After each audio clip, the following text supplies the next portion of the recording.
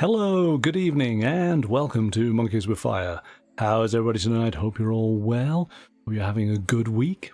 So then, we are going to be continuing our adventures in Middle-earth this evening, as we are going to take a look at an adventure campaign for the One Ring.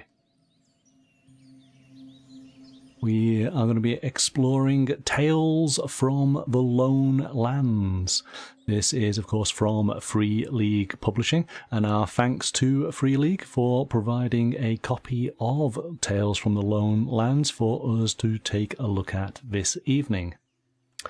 Now, due to the nature of this particular book, it's going to be heavy on spoilers. So we're going to throw up the spoiler warning here, just to let any players of the One Ring know. Once we start to go into the book, you're going to have information that potentially might spoil your enjoyment of the game. So you might want to let your lore master know about the video, but for you, tap out now so that you don't spoil any of those surprises. Alright, let's jump to the table and take a look.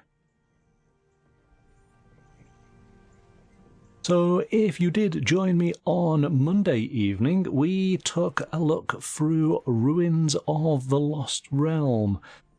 This is a settings guide to which Tales from the Lone Lands is set within. So this is a definite worthwhile companion for these adventures to help try and set the scene of the area where your adventurers might be exploring.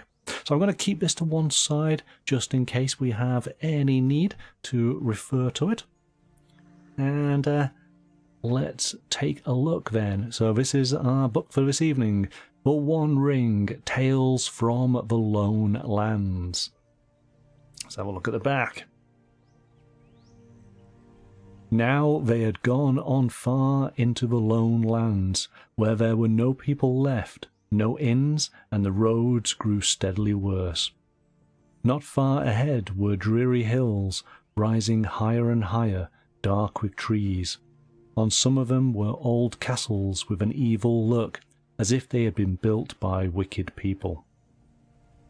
Tales from the Lone Lands contains 6 adventures for the One Ring, the official tabletop role-playing game based on the works of J.R.R. Tolkien. All set in the lone lands of the northern western Middle-earth around the year 2965 of the Third Age, the adventures can be played individually or as part of a larger tale. Ancient evils wake as the Dark Lord stretches forth his hand. Over the course of these adventures, the heroes may thwart the spies and stratagems of the enemy, explore long-lost wonders of the north, and travel far from hearth and home. Preserve the spark of hope, and one day these empty, wounded lands shall be healed. Fail, and all will be destroyed. This is an ominous introduction to these adventures, but there we go. As we have experienced with other books within the One Ring series, and of course all the books by Free League Publishing, this is an incredibly well put together book. I really like the matte cover with the I wouldn't say foil effect on the logo there, but it definitely has a bit of a shine to it and it stands out. I think the artwork's actually quite stunning. It's eerie. You've got to really look into the image to see the detail. Very ominous. The pages have a nice matte finish to them, so there's no shine, no reflection. The graphic design is very clear, easy to read, even though we've got a little bit of styling to some of the titles to various sections. And of course you guys know how awful I can be at reading some of the Elvish words that we might find in here. But overall, no, very easy. We of course have this wonderful sepia pencil artwork for characters and locations. And then we have these really stunning double-page colour spreads to sort of set the scene for the chapter ahead. So overall, an incredibly well put together book, which of course, if you are a current player or lore master of the One Ring, you will find this all very familiar. It maintains the same high level of quality, and the layout is what you might expect. So, there we go. Good evening, Roger. We are just about to start taking a look at Tales from the Lone Lands. This is a collection of 6 adventures suitable for play within the Lost Realm that we took a look at on Monday evening. And so what I'm going to do now is I will put up the spoilers, because we are going to venture into territory that players might not want to have spoilt. So we start off on the inlay here with this wonderful map. Again, I never tire of looking at the maps of Middle-earth. And of course, now, following on from Monday night, we know some of these locations a little better than we did before. We have the city of Farbad crossing the Grey Flood River. We have the marshes of Swanfleet. We have the town of, is it Londair, with the Queen who killed the sea serpent. We have the West Gate for Moria and Lorien. Rivendell, of course, higher up in the north. We have the White Towers, which have the Palantir. And as we come into the lands of Lindon, which of course is the realm of Gil-galad, we have the Grey Havens, and then we have Harlond and Forlond. We got the Blue Mountains with the dwarves. And we know that there is a mine up at the top here. So, yeah, we enjoyed our exploration on Monday night. And of course, we have Weathertop. So there's quite a few areas that we got to explore. So let's see how these adventures are laid out, and if we're going to actually go to some of these places, or maybe new places for us to discover. Again, we have the credits, a name that I'm seeing, of course, on numerous of these books, Gareth Hanrahan. Shout out, because I really, really do enjoy reading these books, and the level of, I guess, authenticity that the team have strive to achieve on this, to make it feel as if it was written by Tolkien himself. It's very, very good. There's no major eyesores. There's nothing that makes you think, hang on a second, Tolkien would never have done that. It all feels very authentic, and I really appreciate that. So what do we have? We have a bit of an overview. So all the adventures presented in this volume can be played individually, but are connected to a larger tale. So it does detail a couple of the adventures that are self-contained, but hint at the growing danger. There is an adventure that gives one of the player heroes in the company an ancient lineage, a magical weapon, and a duty to fight the shadow. Oh, that's interesting.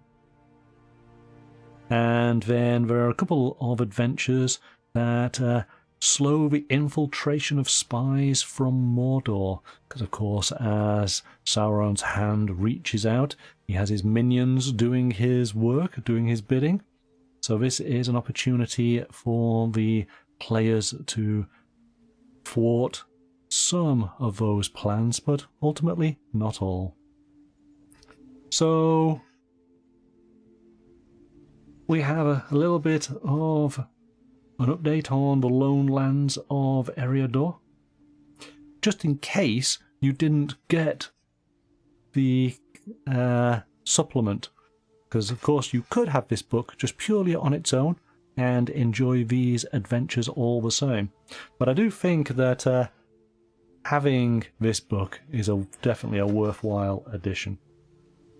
So, wide are the lands too between Eriador and Mordor, where the shadows lie, and while vague rumour has come up the greenway of war in the far-off Gondor, the folks of Eriador still sleep untroubled, believing the enemy pays no heed to them. I think we'll find out that that is not the case during the course of these adventures. The Hill of Fear. Now, I don't think we touched upon that, did we, on Monday night? Few tales speak of the blighted place that is the Hill of Fear. It lies far in the north, beyond Caer-Dum, and there the Witch King of Angmar oversaw terrible rites to worship the darkness. But the Witch King did not raise it. It is older than him. It was cursed before the fathers of men came to this part of the world. And then talking about Morgoth. Again, I've been listening to the Silmarillion, so I'm starting at the beginning. I'm starting to learn about the Valor, and of course about Morgoth. So Caer-Dum is up at the top here, the old witch realm of Angmar. That's cool. So is that the Hill of Fear up here somewhere? There's quite a lot. We got Weathertop here. So it does actually feel quite bleak, doesn't it? Mount Gram. Mount Gram, that is where the orcs have a fortress, isn't it? That we explored on Monday. Okay, so we're getting a little bit more background to the region. Again, just in case you do not have the supplement book. And then it tells us a little bit about setting up one of our player characters to have this heroic lineage. And it gives some example ancestors, which I think is quite cool. Now, of course, it gives you an ancestor depending on what race you are. We've got a couple of men, we've got a dwarf. So those are the three. I don't think it's not giving us an elven one, is it? So the following descriptions of ancestors can be adapted to conform to the characteristics of the player hero that has been chosen as the heir. So the rumour, we get a rumour and we get the old lore. And if you remember, that's what was within the supplement. So, as it says here, the rumour is a piece of information that the player heroes may pick up while adventuring or during the fellowship phase. It might contain a mix of true and false information filtered through local prejudices and superstitions. Whereas then the further information available to player heroes who research the ancestor is presented as old lore and can be gained while adventuring or during the fellowship phase. Generally, old lore has more precise and truthful information than what is contained under the rumour heading. Well, that makes sense. So what do we have? We have 3 different ancestors. But it does say there are examples, so maybe a learned lore master could create their own ancestor if they so desired. So what do we have? Farandis, the Knight of Arnor, Jack of Bree, and Davalin, Dwarf in Exile. So the ancestor of the chosen player hero once swore to defeat the evil of the Hill of Fear. Alas, the hero's courage was not equal to the task, and they had to flee before they could vanquish the darkness beneath the hill. Seeking to strengthen their will with the inspiration of ancient tales, they travelled to the Isle of the Mother, where heroes of old lie buried, but they will never return from that place, and their oath was left unfulfilled. But now, As the shadow rises in the east and old powers awaken, there must be a reckoning before the world ends. Ah, this is cool, this is cool. So it does sound as if our heroes are going to have to face the darkness that is in the Hill of Fear. So pretty much we had a little bit of background.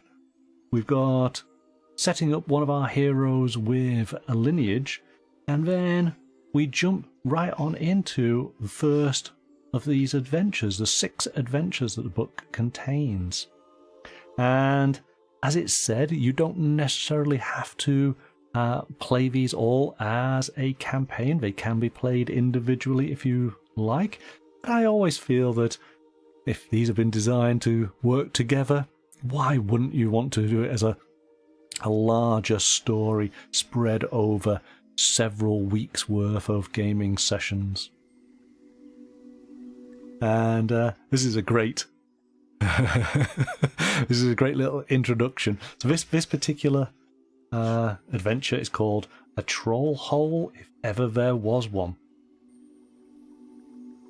We've got trolls, and it starts off, in a hole in the ground there lives a troll. Not a nice cosy hobbit hole full of comforts and a well-stocked pantry. No, this is a troll hole, awash in noisome things and bones crunching underfoot wherever you step. If there is a pantry in this troll hole, it is a prison cell. This is great, love it. So it would seem there is a whole family of trolls.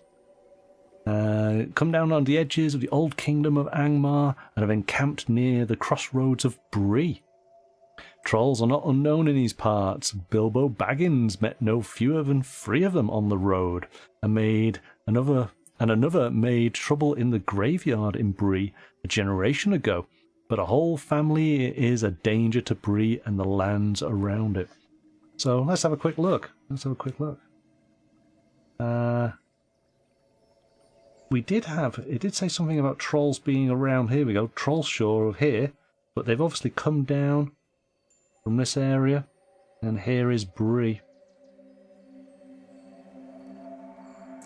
We're down from the realm of Angmar. So we're getting a little bit of background as to what has been occurring with these wandering trolls, and ultimately it looks like that they have set camp up around Bree and are causing havoc. So we have some victims to the trolls. We got a family, J.R.R. People descended partially from Dunlendings and partially from the subjects of Gondor who dwelt along the banks of the river Isen. Trolls have eaten most of J.R.R.'s servants, but his wife Elda and his children Tekka and Sulain are now prisoners in the troll's larder. So we do have a larder now.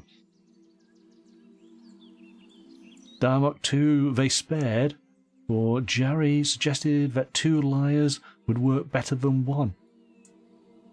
Ah, okay, so these trolls are not dumb brutes.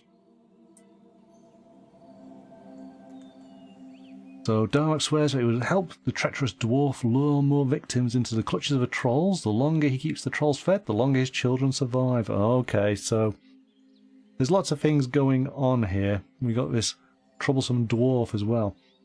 So J.R.R. and J.R.R. are on their way to Bree in search of more meat for the troll's pot. J.R.R. is full of glee, for he has already taken J.R.R.'s silver himself and looks forward to more treasure. And J.R.R. is full of guilt and woe. So, by the sign of the prancing pony. Again, this is a great place to start your adventure, isn't it? There's of course quite a few adventures that start at the prancing pony. And we have some nice illustrations of J.R.R. the Wanderer, who's the dwarf, and J.R.R. the Traveller.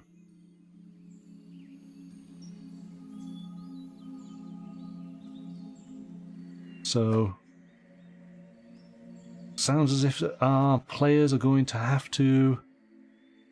Doing the player heroes, if dwarven company, J.R.R. might declare them how woeful it is that the gold of the dwarves is lost to them. If there are hobbits, then he compares them to that hobbit who went east and stole a dragon's hoard. So if the heroes agree to J.R.R.'s plan, he proposes they leave tomorrow morning. It's a week's travel to the valley where his uncle's treasure is buried. So these two are luring our adventurers off with the promise of treasure, but ultimately I think it's heading straight to the troll's cooking pot. So we get a little bit of information then that if we know our players do some nosing around Bree, we can feed them with some information. And then ultimately, our players will journey off to the Troll Vale. So that's pretty easy. Essentially, we've just got a little section here set within the Prancing Pony. Our players are going to meet these two characters, and effectively they're going to lure the players in with the promise of gold and treasure, when really we know that they're going to be heading off to the cooking pot. So, nice simple introduction. We're going to journey north. Might we encounter anything? And, okay, so basically what's going to happen then is we're going to get some tales from these two guides, from J.R.R. and Diarmok. And I guess it's a case of the players trying to ascertain what level of truth is being told to them. But of course, this is a great amount of text that you can share with the heroes in a wonderful sort of story on the travels kind of way. So it can be that can be interesting, you know, as you're I don't know whether you'll be walking or whether you'll be going by horseback. I imagine it's going to be relatively leisurely. But what do we have here? Some revelations. So, yes. So you're going to have a couple of maybe conflicting stories, and it's whether the players are keen enough when they're listening to find out, this doesn't quite sit right. So, yes, on the road with Diarmok. Last night, as travellers approached the Weather Hills, J.R.R. leads the company to a sheltered spot. A trail. So actually, the Weather Hills, do we know? Yep, here we go. So we're leaving Bree, heading up into the Weather Hills. So this is obviously where the troll camp is. And yeah, J.R.R. insists a good place to camp and suggests lighting a fire, that no one will be able to see it from below. But in truth, J.R.R. intends to send a signal to the trolls that dinner is coming tomorrow. So this is cool. Yeah, I'm liking this. And it's good that we've got these revelations that if the players confront these two characters, then we might get a little bit of additional information. And there is potential roles that can be made, but I think it's going to be more a case of the actual players themselves, how astute they are listening to the tales being relayed. So ultimately, we get to this hidden valley. The valley of, Morglind is one of the many in the wrinkled old skin of the Weather Hills.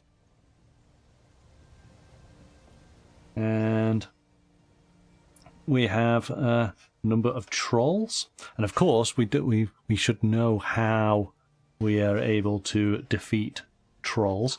And so this as we saw in the settings guide, this actually then is a location.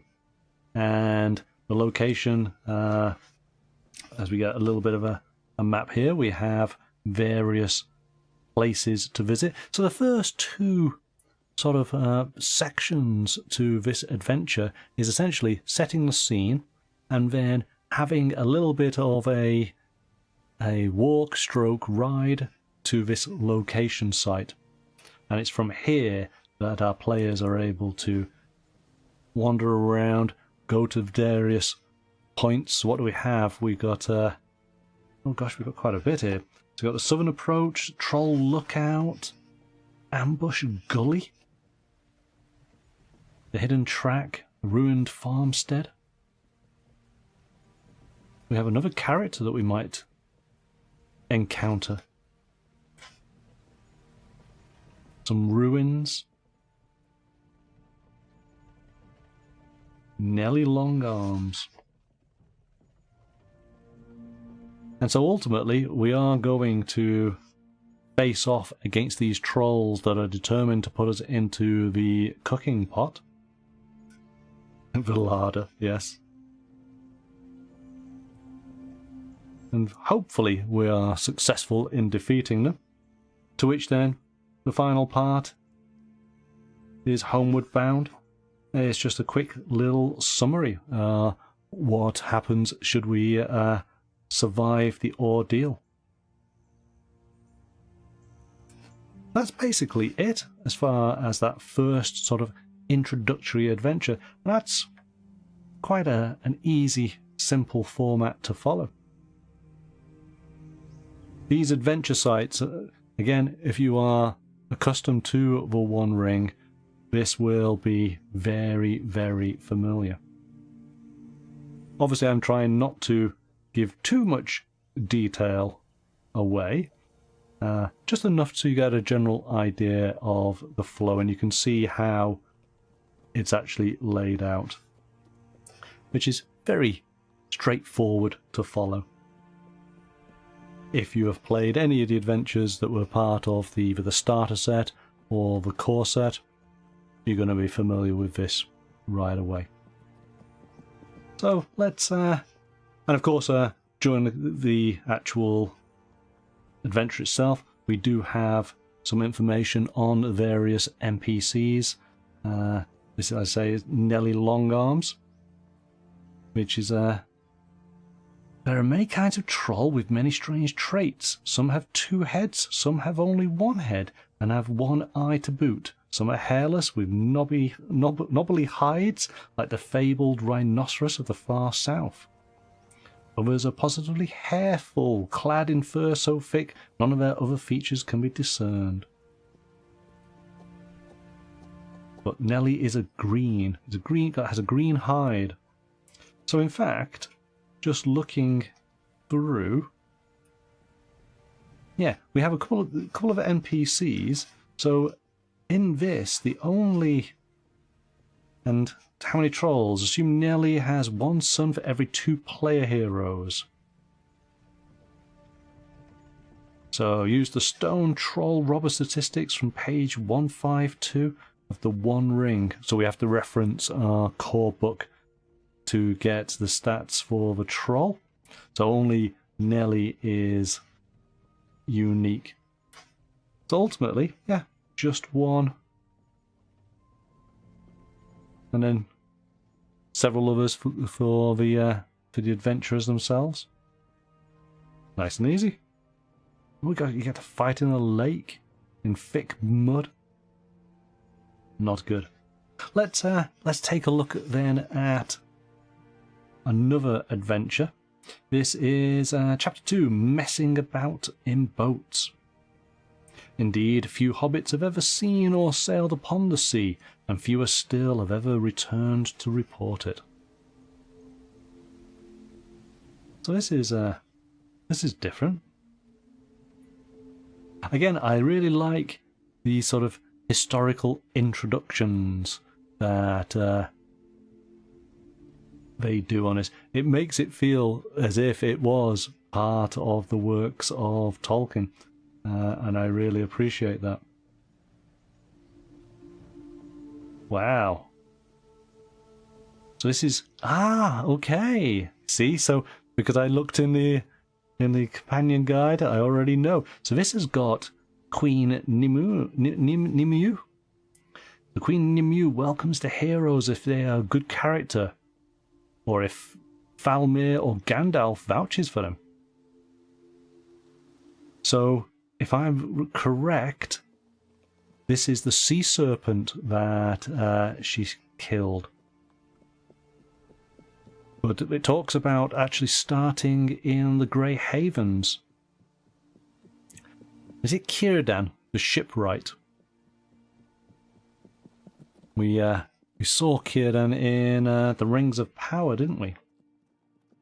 And I'm pretty sure he has hold of one of the Rings of Power. So as it says, yes, the adventure begins in the town of Londres at the mouth of the Grey Flood. And the town is described in the Ruins of the Lost Realms supplement. But then, of course, it does give you a little bit of description, just in case you don't have the supplement. So this is cool.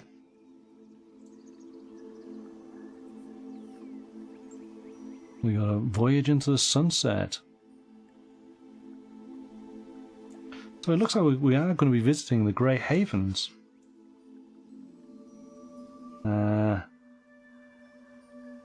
And travelling to the Haunted Isle. And so this is the Isle of the Mother. And I'm sure that, yeah, the Gulf of Loon,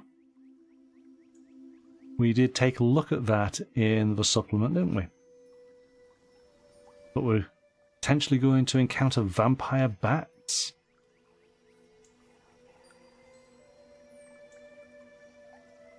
I'm assuming they're just really big bats. I don't know if Tolkien's works include vampires. So once we get to the Haunted Isle, again, this is one of our adventure sites. What do we have? We have the Camp of Lossoff, the wreck of Elwing's boat, steep slopes, a Númenórean fortress. 3,000 years of wild storms and raging waves mean that the little of this once mighty fortress remains. The great mariners of Númenor built this stronghold partly as an outpost on their northern approaches, but also as a place of pilgrimage for heroes and scholars. So what's number 6? I'm intrigued. The Stone of the Hapless. And we have the Haunted Wood. Yes, of course. Anything that's haunted. We got wights and wraiths. But we do, if we survive, we acquire a hero's sword. Esterlang, the Unyielding Hope. The sword is notable for a strange black veins that run through the blade, traces of some other metal within the steel. It is a blade of Númenórean craftsmanship and is made to be the bane of undead and evil men. It has the qualities of superior fell, superior grievous, and keen. It also has another magical property. When wielded against undead, it removes their heartless fell ability and makes them craven instead. So basically we've got an anti-undead sword. And I can imagine that once we pick that up, we can dispatch these wraiths with a little bit more ease. But I think that this, of course, will be a useful weapon to have as we venture further. So I'm going to leave it there because I don't want to go through all of these adventures and spoil everything. Again, as I've sort of alluded to, if you are familiar with the One Ring, then this is going to be a welcome addition. You're going to understand the format because you've already experienced it within the adventures within the starter set and the core rules. And this, of course, is just allowing the lore master and the players to have adventures within a different area that the core rules didn't introduce. Supplemented, of course, with all the many locations that you might find in the ruins of the Lost Land. It's potentially worth having this because it gives you so much more detail for these locations, but it's not necessary. So you could have this on its own quite happily. But I guess if you are a fan of The Lord of the Rings, you're going to want to have both, aren't you, really? Because, again, this is something that I'm finding with all of these One Ring books. They are wonderful additions if you are a fan. They have the feeling and the authenticity of works from Tolkien. It doesn't feel forced, it feels very natural, as if these were additional stories that have yet to be discovered. And I think that's a testament then to the design team with their care and attention in putting these together. So I really enjoyed them. Yep, really good. And of course, on the back page, we've got our gaming map. We've already seen this as part of the ruins, but of course, this is slightly different. We do have additional landmarks. So we have Bree, we have the Hidden Valley, which we just mentioned with the trolls. We got Londir down in the south here. But my goodness, yes. So we're going to be taking a ship all the way up to number 4, the Isle of the Mother. So that's quite a voyage. Farbad. And then we did mention we got the Hill of Fear, where ultimately our adventurers are going to travel. So yes, I like this. I do recommend it. I think it's a great addition to your One Ring collection. And even if you're not necessarily playing the One Ring, if you're a Tolkien fan, then it's worthwhile having and enjoying these, as I say, undiscovered stories that you were not familiar with. I think you'd enjoy just reading through them, seeing how these adventures might play out. So there we go. That is Tales from the Lone Lands for the One Ring role-playing game. We are going to continue our adventures within Middle-earth on Friday night with the recently released Realms of the Three Rings, which is the Elven expansion for the One Ring. So this book does focus in on the elf High Lords. It looks at 3 major locations of Lorien, Rivendell, and Lindon. We have spoken about Lindon, of course, being the realm of Gil-galad.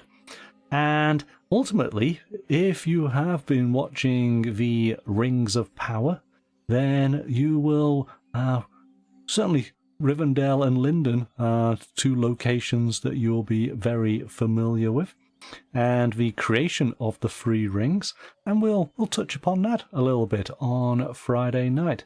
So I'm very much looking forward to taking a look at this book, given that it's quite a pivotal aspect of Tolkien lore, how the 3 rings were created.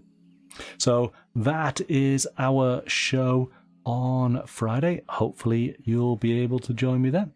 But until then, bye for now.